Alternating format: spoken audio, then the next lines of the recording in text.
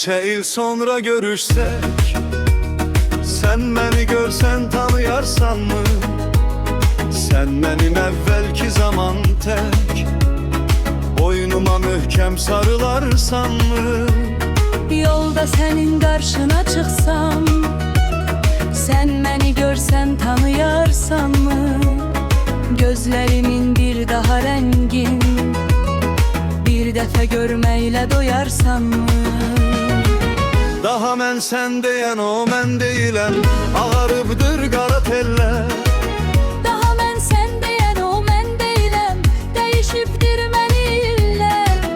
Daha mən sən deyən o mən deyiləm, ötən eşkim ötüşübdür. Daha mən sən deyən o mən deyiləm, ürəyim xəstə düşübdür. Daha mən sən deyən o mən deyiləm, ağarıbdır qara tellər. Daha mən sən deyən o mən deyiləm, dəyişibdir məni illər. Daha mən sən deyən o mən deyiləm, ötən eşkim ötüşübdür. Daha mən sən deyən o mən deyiləm, ürəyim xəstə düşübdür.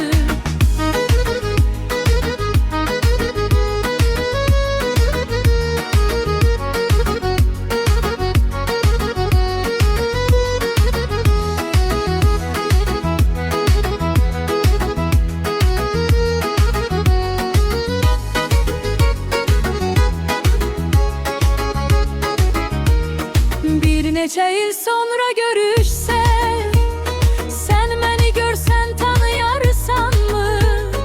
Attın o vaxtı məni getdin, bir daha bu eşqə qıyarsanmı? Yolda sənin qarşına çıxsam, sən məni görsən tanıyarsanmı? Adi salamsız və kəlamsız, bir də məni tənha qoyarsanmı? Daha mən sən deyən o mən deyiləm, ağarıbdır qara tellər.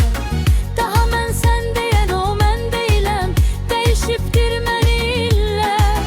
Daha mən sən deyən o mən deyiləm, ötən eşkim ötüşübdür. Daha mən sən deyən o mən deyiləm, ürəyim xəstə düşübdür. Daha mən sən deyən o mən deyiləm, ağarıbdır qara tellər. Daha mən sən deyən o mən deyiləm, dəyişibdir məni illər. Daha mən sən deyən o mən deyiləm, ötən eşkim ötüşübdür. Daha mən sən deyən o mən deyiləm, Ürəyim xəstə düşübdür.